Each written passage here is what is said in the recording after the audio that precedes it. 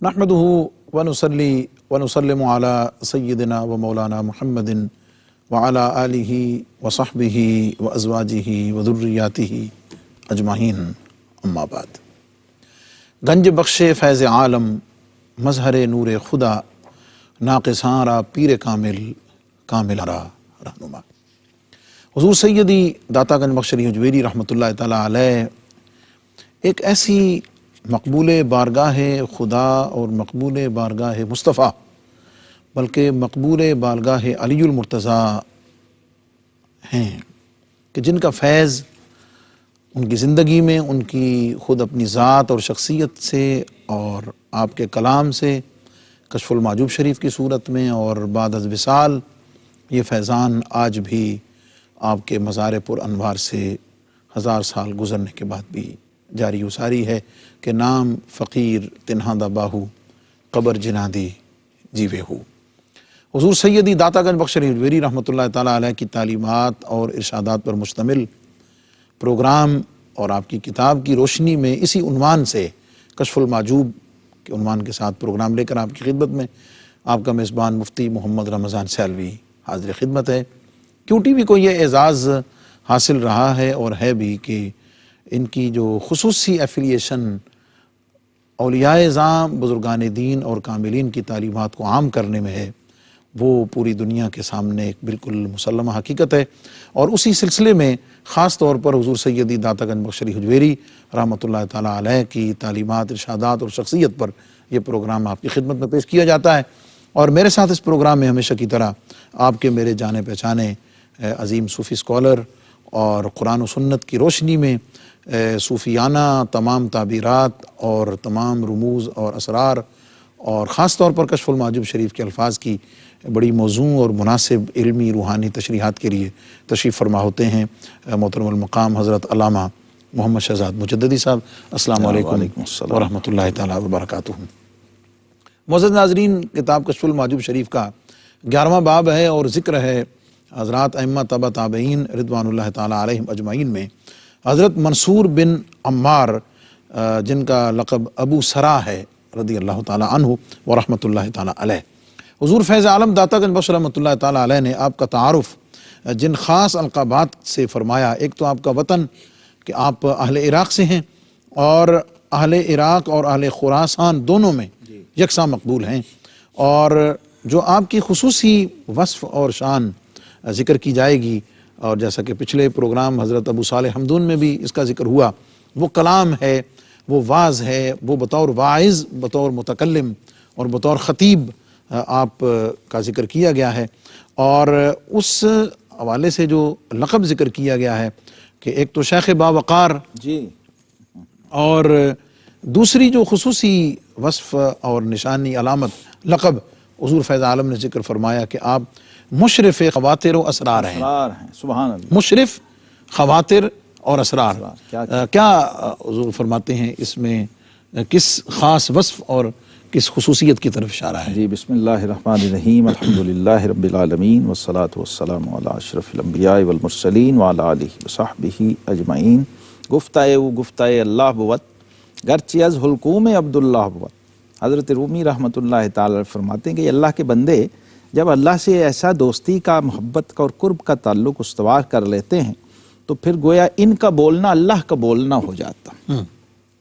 تو حضرت سیدنا منصور بن عمار نیشاپوری السلمی ثم بغدادی رضی اللہ تعالیٰ عنہ، یہ ان اجلہ اور اکابر مشائخ میں سے ہیں جو خراسان نیشاپور سے آئے اور پھر بغداد کے اندر آپ سیٹل ہوئے۔ عراق میں بغداد چونکہ مرکز تھا جی، وہاں نیشاپور مرکز تھا، وہاں سے یہاں آنا اور وہاں سے یہاں تک شہرت ہونا اس زمانے میں جی جی میں سمجھتا ہوں کہ شاید یہ 3 صدی ہجری تک کہ ان خواص میں سے ہیں اور ان ممتاز بزرگوں میں سے ہیں جن کے نام کے ساتھ ہی لفظ واعظ لگتا ہوں۔ منصور بن عمار الواعظ، سبحان اللہ، ان کے نام کے ساتھ لگتا تھا۔ اچھا، اور حلقہ واعظ ان کا اتنا معروف تھا کہ خلیفہ وقت ابو جعفر منصور بھی ان کے سامعین میں تھا، اور اس وقت کا ایک عام سادہ سا درویش فقیر وہ بھی ان کے سامعین میں تھا. اتنا بڑی رینج تھی، اتنا بڑا حلقہ تھا، اتنی مقبولیت تھی اور اتنی شہرت تھی.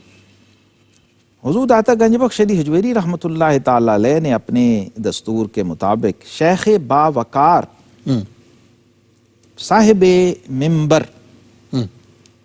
اور ایک ایسی مرجع خلائق ہستی جو عوام و خواص میں یکساں طور پہ مقبول اور معروف ہے، اور ایک ایسا واعظ ہے جس کا حلقہ واعظ ایک خانقاہ کا کام کرتا ہے، اور وہاں پر خواص و عوام بیٹھ کر مستفید اور مستفیض ہو رہے ہیں، عامت الناس وہاں سے اپنی اصلاح کر رہے ہیں، گناہگار تائب ہو رہے ہیں. گریہ وزاری کا ایک عالم ہوتا جب آواز فرماتے تھے، وہ ادھر ایک خواتین کا حلقہ ہوتا تھا، وہ بھی گریہ وزاری رو رہی ہوتی تھی، ادھر بڑے بڑے عمراء بیٹھے ہوتے تھے، ان پر بھی ندامت کا اور ایک للہیت کا اور خشیت کا علم طاری ہوتا تھا. عامت الناس کے اندر بھی ایسی شہرت، ایسی مقبولیت و محبوبیت تھی کہ یہ لفظ جو ہے وجہ داور ہے جس کو پتا ہو کہ منصور بن عمار کون ہے. شیخ باوقار سبحان. حضور داتا گنج بخش علی حجویری رحمۃ اللہ، باوجود ان کا زمانہ پایا نہیں، لیکن یہ القاب پڑھ کے ایسے لگتا ہے جسے اپنی آنکھوں سے دیکھ کے کہ کیسا وہ شخص ہے جو صوفیاء میں اور خود اہل وقار و روحانیت کے اندر باوقار ہے سمجھا جاتا ہے، اور خواص بھی آ کے اس کی مجلس میں بیٹھتے ہیں اور تصدیق کرتے ہیں اس کے اقوال کی، اس کے احوال کے ساتھ، کہ یہ شخص نرا صاحب کال نہیں ہے، صاحب حال ہے. وہ جو اب پچھلے پروگرام میں ہم نے بات کی حضرت شیخ حمدون رحمۃ اللہ تعالی کا جو دیا ہوا معیار ہے، اس کے اوپر یہ لوگ پورا اترنے والے تھے اور اپنے اس واعظ کو لوگوں کے لیے ذریعہ اصلاح اور ذریعہ رشد و ہدایت بنانے والے. دوسری بات، مشرف خواطر و اسرار. مشرف وہ شخص ہے جو دور بین ہوتا ہے. آگے بڑھنے سے پہلے یہ جو وقار ہے، تھوڑی سی اس پہ میں چاہوں گا کہ ایک صاحب علم کے لیے اس کی کتنی اہمیت ہے. بلا شبہ صاحب منصب اسی کے کی اہمیت، صاحب منصب کے لیے بنیادی اہمیت ہی اس کی ہے، دنیاوی اعتبار سے. جی بالکل، ہر صاحب منصب آقا کریم علیہ الصلوۃ والسلام نے اس کی ٹریننگ دی ہے صحابہ کرام کو کہ قوموا الی سیدکم. یہ کیا ہے؟ یہ وقار تھا نا سعد بن معاذ رضی اللہ تعالی کہ بھئی وہ آ رہا ہے، سردار آ رہا ہے، صاحب مرتبہ آ رہا ہے، صاحب منصب آ رہا ہے. وہ کسی بھی منصب پہ ہے، دینی ہے، دنیاوی ہے، وقار لازمی خاصہ ہے اس کا اگر اس کی شخصیت میں. اچھا پھر اس کے کتنے پہلو ہیں؟ شیخ باوقار کے کتنے پہلو ہیں؟ ایک ہے ظاہری شخصیت، ظاہری وضاقتہ. اب یہ جو اہل منبر لوگ تھے نا، اب پہلے تو ہم نے بات کی تھی ایک صاحب ملامت صوفی کی، وہ اس کو اس کی پرواہ نہیں ہوتی، لیکن جس نے یہ خلق خدا کی رشد و اصلاح کا کام پبلکلی کرنا ہے اس کو اپنے لباس تک کا بھی خیال رکھنا پڑتا ہے کیونکہ اس وقار میں شامل ہے. یعنی سادگی میں، سادگی میں حسن لانا، سادگی میں جمال لانا، اور سادگی میں وقار لانا. سادگی میں وقار لانا. جو علامہ اقبال نے اس پہ کہا نا کہ میرا طریق امیری نہیں فقیری ہے، خودی نہ بیچ غریبی میں نام پیدا. یہ وہ لوگ تھے جنہوں نے یہ وقار پیدا کر کے دکھایا ہے دین کی خدمت کے لیے. حضرت میاں شیر محمد شرک پوری رحمۃ اللہ تعالی پہ مجھے یاد آ جاتے ہیں ایسے کسی بھی موقع پہ. وہ بھی اپنی خالہ کو جا کے انہوں نے یہی کہا تھا نا کہ اگر میرا بھائی، میرا خالہ کا بیٹا میاں شفیع جو ہے اگر جج بنا ہے اور انگریزوں کی عدالت میں بیٹھتا ہے جج بن کے، تو فرمایا اگر میرے نبی پاک صلی اللہ علیہ وسلم دی پگ بن کے بیٹھدا تے دین دی عزت ہوندی، اسلام کا وقار ہو. تو ان چیزوں کا بڑی باریکی سے ہمارے ان بزرگوں نے خیال رکھا ہے. اسلام کے وقار و عزت اصل میں یہ وقار جو ہے حقیقت میں کیا ہے؟ شیخ باوقار کا مطلب یہ ہے کہ اسلام کے اس پیروکار کا وقار حقیقت میں اس دین کا وقار ہے جس کو یہ ریپرزینٹ کر رہا ہے، جس کا یہ نمائندہ بن کے بیٹھا. مشرف خواطر و اسرار. اور مشرف خواطر و اسرار اب بیٹھے ہوئے ہیں، واعظ فرما رہے ہیں، لیکن ان کی نظر ہے اپنے مجمع پر، اور اس میں انہیں پتہ ہے کون صاحب حال ہے، کون صاحب کال ہے، کون امیر ہے، کون غریب ہے، کس کی رجحان کیسا ہے. اور بعض دفعہ موقع کی مناسبت سے ایسا خطاب کرتے تھے کہ لوگ جو سوچ کے آتے تھے نا ان کے اس حال پہ گفتگو شروع کر دیتے تھے. اور کئی لوگ آزمائش کے لیے بھی آیا کرتے تھے کہ دیکھتے ہیں کہ یہ منصور بن عمار جو ہے ہمیں نرا مولوی ہے یا کوئی صاحب حال بھی ہے، واعظی ہے یا کوئی صاحب ولی بھی ہے، صاحب نظر بھی ہے. تو پھر اسی شخص کی طرف اشارہ کر کے فرماتے ہیں ہاں میاں چلو ہم ایک اور بات سناتے ہیں، اسی کا حال ایک دم وہ موضوع چینج کرتے اور اس کے حال کو بیان کر کے اور پھر وہ آہوزاری کرتے لوگ، اور وہ بھی شخص بھی روتا اور تائب ہوتا اور بعد میں آ کے قدموں میں گرتا اور کہتا حضور میں تو آزمائش کے لیے آیا تھا لیکن آپ نے تو واقعی وہ حال بیان کر. اچھا، احوال بھی وہ اس طریقے سے بیان کرتے تھے جو باعث اصلاح ہوں، اس میں کوئی پبلسٹی نہیں، کوئی اپنی کرامت کا کوئی اظہار نہ، کچھ بھی نہیں. مقصد یہ ہوتا تھا کہ اس شخص کی اصلاح ہو جائے، وہ اگر راہ راست سے ہٹا ہوا ہے تو سیدھی راہ پہ آ جائے. اور اہل حال صوفیہ کرام نے بھی اس کو آزمایا اور انہوں نے آپ کو اس پہ پورا پایا کہ جب آپ حال پہ گفتگو کرتے تھے تو لوگوں کے خواطر یعنی ان کے دلوں میں گزرنے والی جو کیفیات تھیں ان تک کو جانچ لیتے تھے اور ڈسکس کرتے تھے. اور اسرار و رموز جو صوفیہ کا خاصہ ہیں، کلام میں بعض دفعہ سامعین کی رعایت کے مطابق کہ آج اگر سامعین کے اندر ایسی بزرگ ہستیاں وقت کے صوفی درویش بیٹھے ہیں تو پھر موضوع اس کے حساب سے ہوتا اور وہ سمجھ لیتے کہ یہ عام وائز نہیں ہے، یہ صاحب حال صوفی اور درویش ہے، صاحب نظر بھی ہے اور صاحب حال بھی ہے. حضور فیض عالم داتا گنج بخش رحمۃ اللہ تعالیٰ علیہ نے حضرت منصور بن عمار الواعظ رحمۃ اللہ علیہ کا جو خطاب ہے اور اس خطاب کی جو خصوصیات اور خصوصی وصف بیان کیے ہیں، ان میں ایک ایک چیز بڑی توجہ طلب ہے. اور واعظین کے لیے، خطباء کے لیے اور علماء کے لیے اور جتنے بھی لیکچررز ہیں جو مختلف مواقع پر لوگوں کو اپنے کلام کے ساتھ، اپنی گفتگو کے ساتھ مستفیض کرتے ہیں، اس کے لیے بڑا تربیت کا سامان موجود ہے. اس پر ہم ضرور بات کریں گے، لیکن ایک چیز بریک پر جانے سے پہلے بتاتا چلوں کہ حضور فیض عالم داتا گنج بخش رحمۃ اللہ تعالیٰ علیہ فرماتے ہیں کہ آپ کے بیان لطیف کے متعلق یہی کہا جا سکتا ہے کہ تقریر کے دوران اثناء تقریر فنون و علوم، روایات و درایات، احکامات و معاملات کے دریا موجزن ہو جاتے تھے.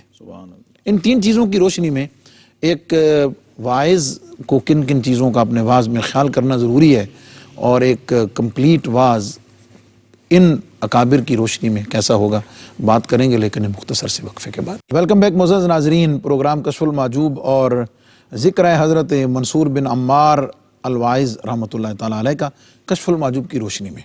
حضور فیض عالم داتا گنج بخش رحمۃ اللہ تعالیٰ علیہ نے حضرت منصور بن عمار واعظ کا جو کلام اور تقریر ہے، خطاب ہے، اس کے بارے میں جو فرمایا کہ علوم و فنون اور روایات و درایات اور احکامات و معاملات کے دریا موجزن ہوتے. سبحان اللہ. اب ان کی مہارت، تبحر اور دسترس پر یہ اشارہ کیا نا، جی، کوزے میں دریا بند کر دیا. جی، فنون و علوم، روایات و درایات اور احکام و معاملات، اس کا مطلب یہ ہے کہ وہ شخص صاحب علم و فن بھی ہے، وہ شخص محدث بھی ہے اور وہ فقیہ بھی ہے. سادہ سی بات، ایک وقت میں اس کو جی یہ تینوں کمالات اس کو حاصل ہیں. حالات حاضرہ اور کیفیات پہ پوری نظر بھی رکھنے اور مفتی صاحب یہ تیسری صدی ہجری کا جو دور ہے، یہ میں بتا دوں اپنے دیکھنے والوں کے لیے کہ اس میں علم حدیث پر مہارت کے بغیر کسی کو عالم نہیں سمجھا جاتا تھا. اس لیے یہ بھی مسند ہیں، یہ بھی صاحب سند محدث ہیں، جی، اور اپنی سند سے حدیث روایت کرتے ہیں اور آگے ان سے روایت کرنے والوں میں بہت بڑے بڑے نام ہیں. حضور فیض عالم داتا گنج بخش رحمۃ اللہ تعالیٰ علیہ نے آپ کے کلام میں سے ایک اقتباس، جی سبحان اللہ، بڑا جامع ذکر فرمایا ہے اور اس پر تبصرہ بھی جی حضور فیض عالم نے بے شک فرمایا ہے کہ اس سے کیا مراد ہے کہ سبحان من جعل قلوب العارفین اوعیت الذکر وقلوب الزاہدین اوعیت التوکل وقلوب المتوکلین اوعیت الرضا وقلوب الفقراء اوعیت القناعہ وقلوب اہل الدنیا اوعیت الطمع. 4 لوگوں کا ذکر ہے، اللہ، 4 طبقات کا ذکر ہے اور ان 4 طبقات کے قلوب کا ذکر ہے اور ان کی قلوب کی کیفیات کا اور نتائج کا ذکر. ہاں، ان کی کیفیات اور ان کے نتائج کا ذکر ہے کہ اس پاک ذات کے لیے ساری کی ساری پاکی ہے کہ جس نے عرفاء کے قلوب کو ذکر کا مرکز بنایا. اب ذرا آسان کر لیں مفتی صاحب جناب. یعنی نمبر 1 عارفین، جی، جو عارف ہیں. نمبر 2 زاہدین. جی. نمبر 3 متوکلین. جی. اور نمبر 4 اہل دنیا، فقراء. جی. اور نمبر 5 پہ انہوں نے اہل دنیا کی بات کر دی. یعنی جو اللہ والوں کی قسمیں ہیں وہ 4 انہوں نے بیان کر دی ہیں. جی. اور فرماتے ہیں کہ جو عارفین ہیں ان کے دل یاد الہی سے معمور ہوتے ہیں، ذکر سے. جو زاہدین ہیں، اچھا اس میں سمجھنے کی کمال بات جو اس میں عارفانہ رنگ ہے وہ یہ ہے، سبحان من جعل قلوب العارفین. یہ عارفین کے قلوب وہ پاک ذات ہی ایسے بناتی ہے. اصل پاکی اس ذات کے جی لیے. بے شک یہ اس کے فضل سے بنتا ہے سارا کچھ. وہ جو حضرت رومی رحمت اللہ تعالی علیہ نے فرمایا نا کہ داد حق را قابلیت شرط نیست جی ہاں بلکہ شرط قابلیت داد اوست. تو یہ عارفین جو ہیں ذکر یہ کرتے ہیں برتن رب نے بنایا ہے. سبحان اللہ. جی یہ اس برتن کو ذکر سے کے نور سے بھر دیتے ہیں. جو زاہدین ہیں ان کے باطن کا برتن بھی رب نے بنایا ہے. یہ اس کو توکل کے جنس سے اور توکل کی سوغات سے بھر دیتے ہیں. اور جو متوکلین ہیں اللہ کے اوپر بھروسہ کرنے والے کامل، ان کے دلوں کو اللہ تبارک و تعالی نے برتن بنایا اپنی رضا کا. اور جو فقراء ہیں ان کے دلوں کا برتن رب نے بنایا، انہوں نے اس کے اندر قناعت کا سودا ڈال دیا. اللہ اکبر. اور جو اہل دنیا کے دل ہیں وہ سارے کے سارے طمع سے بھرے ہوتے ہیں. گویا یہ ایک کامن چیز ہے جو تمام اہل دنیا کے دلوں میں پائی جاتی ہے. طمع کامن چیز ہے، لیکن جو اہل حال اولیاء اور عرفاء ہیں ان کی کیفیات جدا ہیں.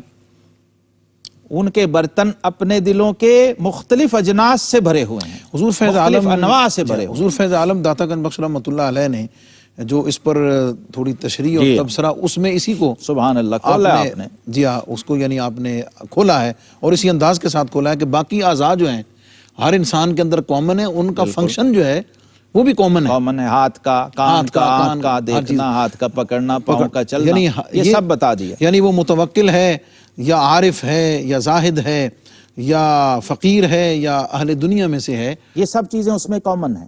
لیکن دل جو ہے اس کا ہاتھ پکڑے گا، اس کی آنکھ دیکھے گی، کان سنے گا، یہ سارے آلات و اعضاء ہیں. جی لیکن دل اللہ دل ایک ایسی چیز ہے کہ ہر ایک کے اندر دل تو ایک ہی ہے سبحان اللہ، مگر اس کے اندر ارادے اور خواہشات کیفیات جدا ہیں. جدا ہیں.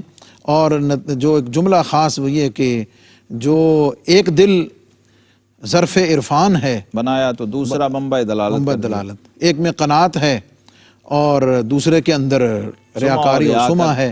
معلوم ہوا کہ مخلوقات میں سے وہ مخلوق جس سے خلاق عالم کی صنعت کمال تعجب خیز ظاہر ہوتی ہے وہ دل کے سوا کچھ نہیں. سبحان اللہ. یہ ہے جی مرکزی نقطہ.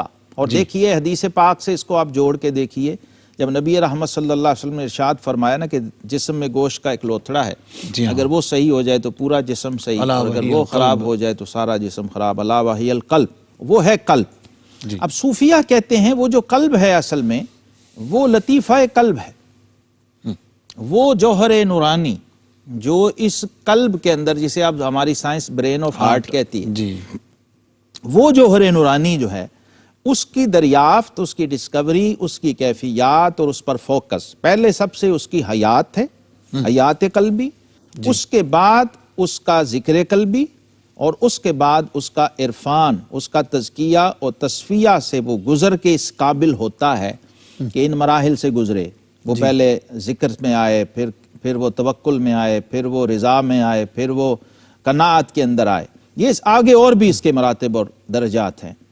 اب یہاں ہمیں دعوت دی حضور داتا صاحب رحمۃ اللہ دلوں کی کیفیات کے حوالے سے، اور حضرت رومی کے الفاظ اگر میں استعمال کروں، ان سے مدد لوں کہ تو دل خدرا چو دل پنداشتی جستجو اہل دل بگزاشتی، کہ تو اپنے اس گوشت کے لوتھڑے کو وہ دل سمجھا جس کی ہم بات کر رہے ہیں، اور تو نے اہل دل کی جستجو چھوڑ دی.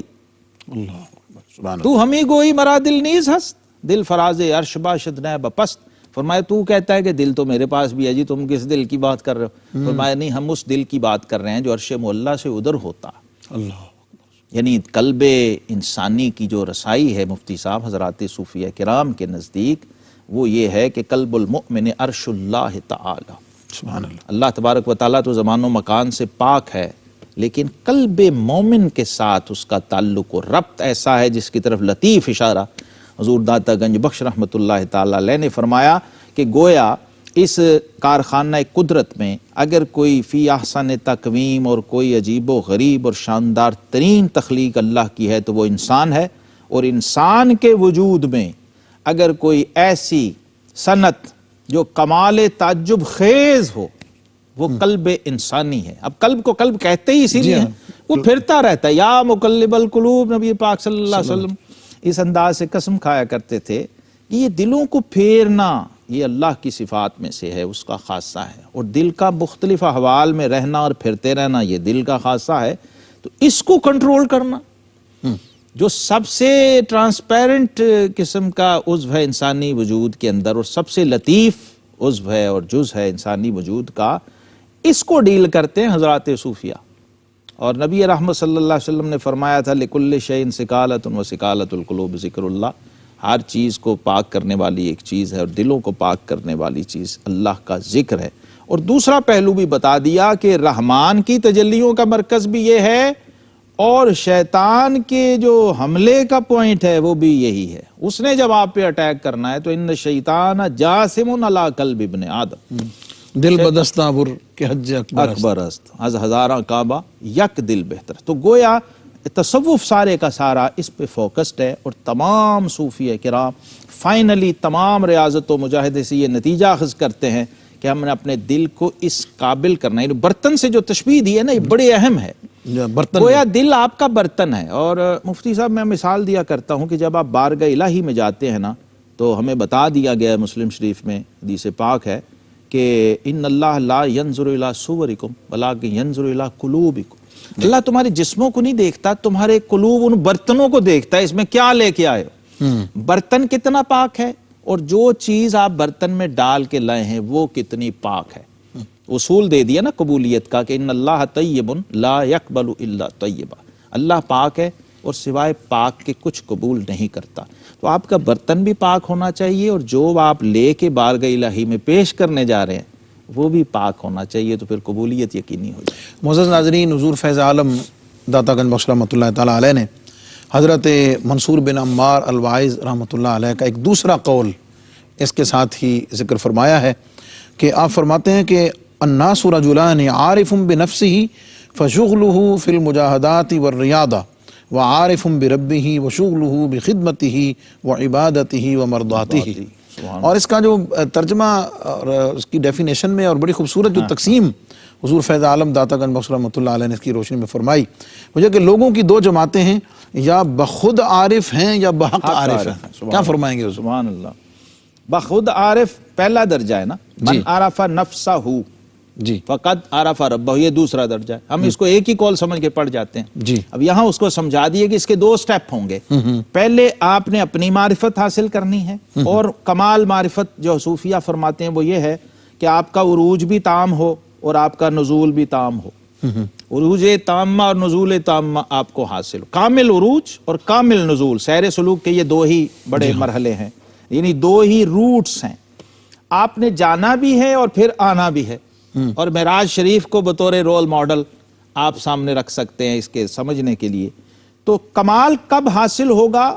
جب آپ عارف بذات ہونے کے ساتھ ساتھ عارف بحق بھی ہو جائیں تو کمال ہے، منزل وہ ہے جی۔ پہلا درجہ اگر آپ اسی پہ رک گئے تو پھر اس کے سائیڈ ایفیکٹ شروع ہو جائیں گے۔ جی اس کے سائیڈ ایفیکٹ ہوں گے کہ آپ عارف بخود ہیں، تو وہ آپ نے بتا دیا کہ جو عارف بخود ہیں ان کا مشغلہ ہوتا ہے مجاہدہ اور ریاضت، جو یہاں رک گیا ہے، اب وہ آگے نہیں گیا، اس نے ترقی نہیں کی اور پروموشن نہیں ہوئی اس کی، تو وہ کیا کرے گا؟ وہ ہر وقت اسی دائرے میں گھومتا رہے گا، ریاضت اور مجاہدے میں۔ اور یہ ایک بہت بڑا معیار و سٹینڈرڈ ہے احوال صوفیہ کو پرکھنے کا، ان کے مقامات کو پرکھنے کا۔ کشف المحجوب شریف کے حوالے سے جو لوگ یہ جاننا چاہ رہے ہوتے ہیں کون بزرگ کس مقام و مرتبے پہ ہے، تو یہ اس کے لیے آپ کو معیار مل رہا ہے جو حضور داتا گنج بخش علی حجویری رحمۃ اللہ تعالی فرما رہے ہیں کہ جو آخر وقت تک دنیا سے جاتے وقت تک مجاہدہ اور ریاضت ہی میں رہے ہیں تو وہ عارف بخود ہیں،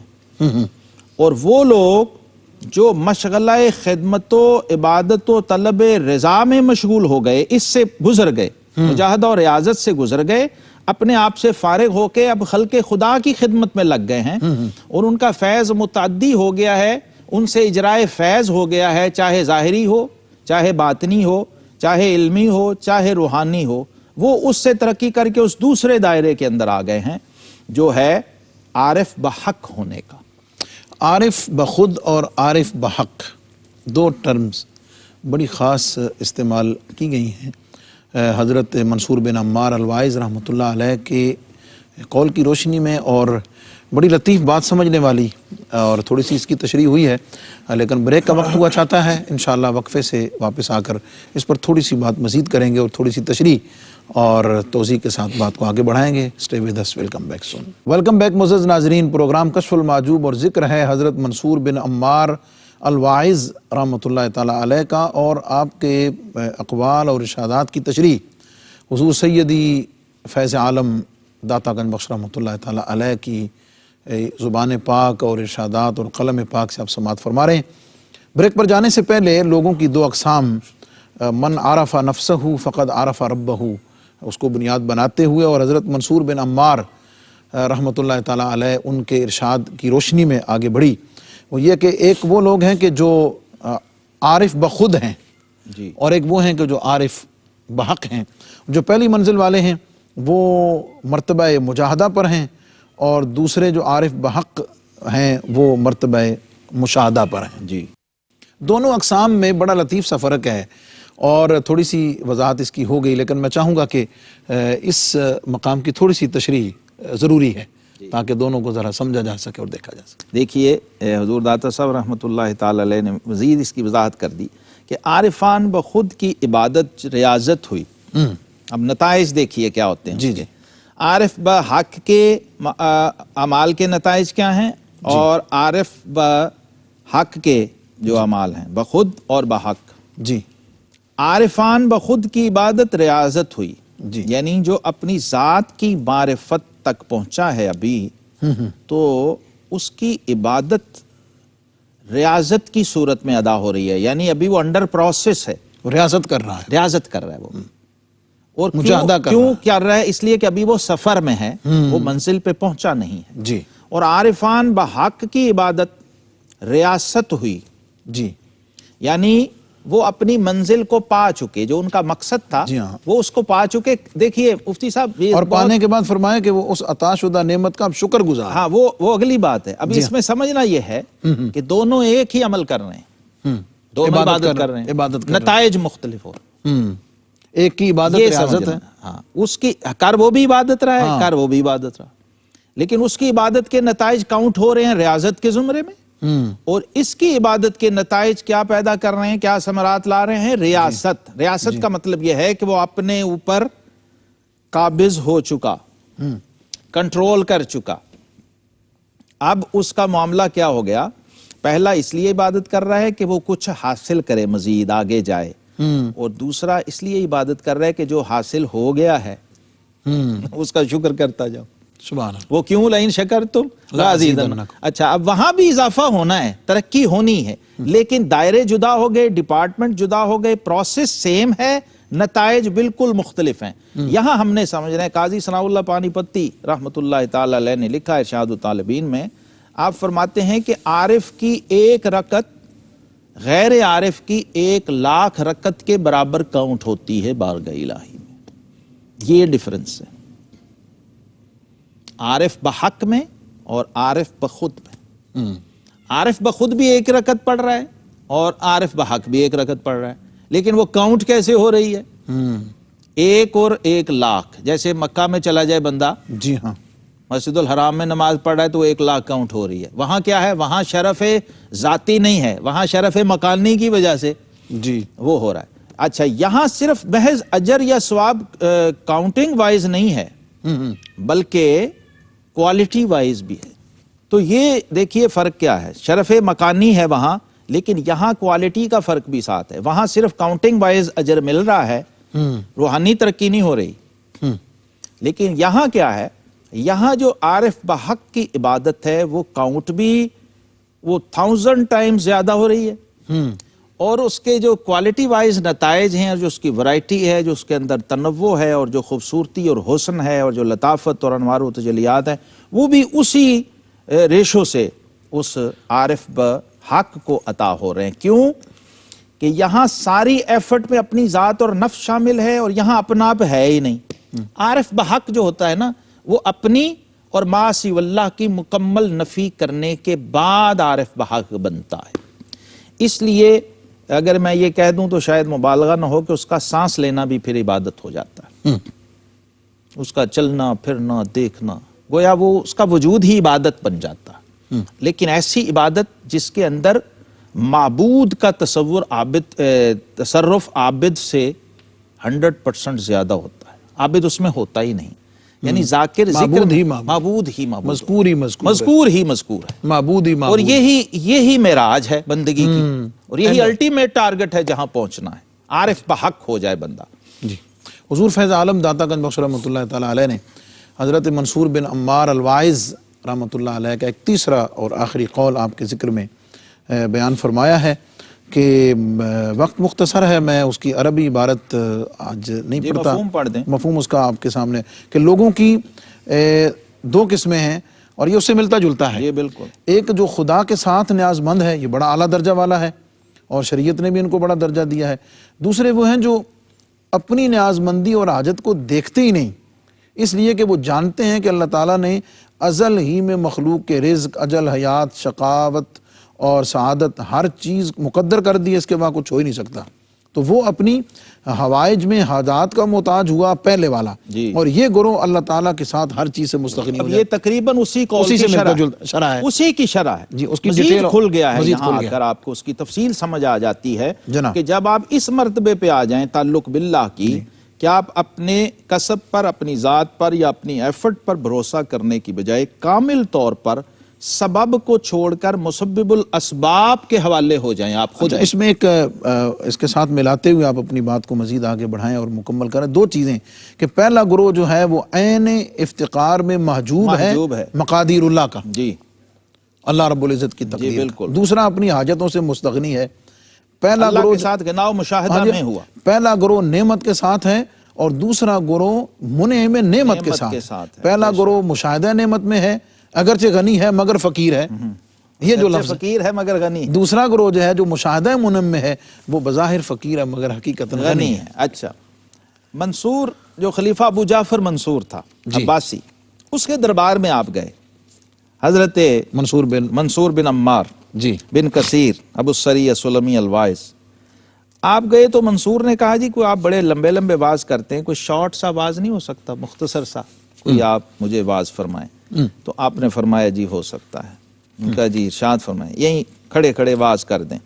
تو آپ نے فرمایا کہ منصور میں یہ سمجھتا ہوں کہ جو منعم ہے اس کا شکر منعم علیہ پر اتنا تو واجب ہونا چاہیے کہ وہ اس کی دی ہوئی نعمت کو اس کی معصیت کے لیے استعمال نہ کرے۔ اللہ، تو منصور پر ایک عجیب کیفیت طاری ہو گئی، آپ نے واز کر بھی دیا، اور یہ لیول ہے جی نعمت کو اور نعمت والے کو سمجھنا، اس کو آپ سمجھ جائیے تو پھر آپ اس دونوں گروہوں کو آپ سمجھ جائیں گے۔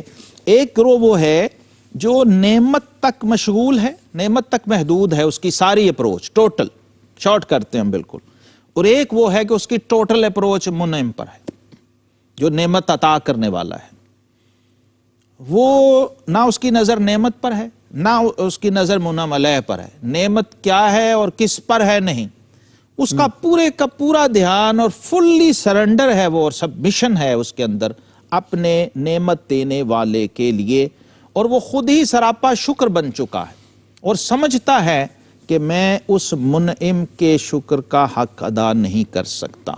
اور ایک وہ ہے وہ یہ سمجھتا ہے کہ میں اس اپنی عاجزی سے، اپنی نیاز مندی سے، اس کیفیت سے اور ان چیزوں کو سمجھنے سے شاید کچھ میں شکر ادا کر سکوں، لیکن داتا صاحب فرماتے ہیں کہ وہ عین افتقار میں بھی محجوب ہے، اور وہ حجاب یہی ہے، اور یہی کشف المحجوب کا کمال ہے، کیسے باریک اور لطیف حجابات اٹھاتی ہے جو عام ظاہری آنکھ کو نظر ہی نہیں آتے۔ لوگ سمجھتے ہیں کہ ظاہری پردوں کی بات ہو رہی ہے، نہیں، یہ باطنی پردے اور باطنی حجابات ہیں جو اہل حال اور اہل اسرار حضور فیض عالم رحمۃ اللہ جیسی ہستیاں دیکھ سکتی ہیں، اور وہی ہٹا سکتی ہیں اور اٹھا سکتی ہیں ڈسکس کر کے پورا اس کے بلا شبہ۔ یہ اس لیے اس کو آپ نے حجاب فرمایا کہ بظاہر کچھ ایسے اہل حال بھی ہوتے ہیں۔ ابھی کل مجھے ایک بزرگ فرما رہے تھے کہ حرم شریف میں مجھے ایک بزرگ ترکی کے شیخ ملے، 6 لاکھ ان کے مرید تھے، لیکن مجھے علیحدگی میں کہتے ہیں کہ میں اس حرم میں بیٹھا ہوں نبی پاک صلی اللہ علیہ وسلم کے روضے پہ، تو میں تنہائی میں آپ کو یہ بات کہتا ہوں کہ ابھی تک وہ حال مجھے حاصل نہیں ہے جس کی میں تلاش میں ہوں، اللہ حالانکہ میرا 6 لاکھ مرید ہے۔ تو آپ مہربانی کر کے کوئی توجہ مجھ پر فرمائیں۔ اللہ ایسے اہل حال لوگ اور اللہ والے لوگ دنیا کے اندر ہوتے ہیں بعض دفعہ کہ بظاہر بڑی شہرت بھی ہوتی ہے، مسند بھی ہوتی ہے اور ایک مرتبہ بھی ہوتا ہے، لیکن حال کا وہ مرتبہ حاصل نہیں ہوتا، اور انہیں خود بھی معلوم ہوتا ہے یہ کہ مجھے حاصل نہیں ہے۔ اور خوش نصیب وہ ہیں جو مزید طلب میں رہتے ہیں، اس کو حجاب بنا کے بیٹھ نہیں رہتے، اور یہی اشارہ حضور داتا صاحب بار اس ٹاپک کو اور حضرت منصور بن عمار رحمۃ اللہ تعالیٰ علیہ کے اس ارشاد کو بالکل کنکلوڈ کرتے ہوئے جو 2 لفظ بار بار استعمال ہوئے ہیں، تھوڑی سی وضاحت بالکل اختتامی لمحات میں، مجاہدہ اور مشاہدہ، جی ان کی طرف بار بار اشارہ ہوا ہے، بلا شبہ مجاہدہ اور مشاہدہ، تو باقی ساری چیزیں اس سے ریلیٹڈ ہی جی ہاں۔ یعنی بیان کی جاتی ہیں۔ تو یقیناً مشاہدہ کا درجہ تو بلند ہے، بہت زیادہ حضور بلند، داتا صاحب رحمۃ اللہ لیکن فرماتے ہیں جناب کہ مشاہدہ سمندر ہے اور مجاہدہ قطرہ ہے۔ لیکن اس مشاہدے تک پہنچنے کا سبب اور ذریعہ مجاہدہ ذریعہ مجاہدہ ہے، سورس ہے، سورس ہے۔ اور آپ فرماتے ہیں کہ حضرت فاروق اعظم کا مقام مجاہدہ ہے اور صدیق اکبر کا مقام مشاہدہ ہے۔ اچھا، اس کو فرق سمجھیے، کس سے یعنی آپ دیکھیں اخذ کیا گیا اس کو؟ وہ رات کو جو ذکر جی ذکر کر رہے تھے نا، تو جی ذکر جاہری جو آپ کر رہے تھے تو فرمایا تاکہ لوگ غافل اس سے بیدار ہو جائیں، میں اس لیے بلند ذکر کر رہا ہوں۔ تو یہ مجاہدے کا وہ پروسیس ہے۔ اور حضرت سیدنا صدیق اکبر رضی اللہ تعالیٰ سے جب پوچھا کہ آپ کیوں خفی ذکر، تو فرمایا حضور میں جانتا ہوں میں جس کا ذکر کر رہا ہوں وہ اس سے خفی بھی ہو تو وہ سن سکتا ہے، یہ مشاہدہ ہے۔ سبحان اللہ۔ اس کا تعلق مشاہدے سے ہے کہ وہ صفات و ذات باری تعالیٰ سے اتنے آگاہ ہیں، مشاہدے کی حد تک وہ جانتے ہیں کہ میں جو ذکر خفی بھی کر رہا ہوں تو میرا مولا اس کو سن بھی رہا ہے، اس کو دیکھ بھی رہا ہے۔ گویا یہ ذاکر اپنے رب کے مشاہدے میں ہے اور مذکور کو اپنے آپ کو سمجھتا ہے کہ میں مذکور کے مشاہدے میں ہوں۔ 2 طرفہ مشاہدے کی کیفیت اس کو حاصل ہے۔ اور جو مجاہدے والا ہے اس کی نظر ابھی مخلوق پر ہے، لوگوں پر ہے، چپ کر لوگ غافل ہیں، ہوش میں آ جائیں، چپ کر مہر علی، اتجا نہیں ہو۔ اللہ اکبر، سبحان اللہ۔ معزز ناظرین، بڑی لطیف اور بڑی نفیس تشریح اور توضیح حضور فیض عالم داتا گنج بخش رحمۃ اللہ تعالیٰ علیہ کے ارشادات کی روشنی میں حضرت منصور بن عمار الواعظ رحمۃ اللہ تعالیٰ علیہ ان کے ارشادات اور ان کے اقوال کی روشنی میں آپ نے سماعت کی۔ بلا شبہ یہ ہستیاں، ان کے کلام اور ان سے صادر ہونے والے تمام فیوزات و برکات ہر طبقے کے لیے اس کے ظرف اور اس کے مرتبے اور مقام کے مطابق مفید ہوتے ہیں۔ اور اس کے ساتھ ہی ہمارے پروگرام کا وقت ختم ہو جاتا ہے۔ بہت بہت شکریہ جناب تشریف آوری اور کلمات کا۔ معزز ناظرین، اپنوں کا دائیں بائیں بلکہ آج کچھ اضافہ کر لیں کہ غیروں کا بھی ساتھ اتنا ہی خیال رکھیں، اس لیے کہ اس میں ہم سب کی بہت بھلائی ہے۔ والسلام علیکم ورحمۃ اللہ وبرکاتہ۔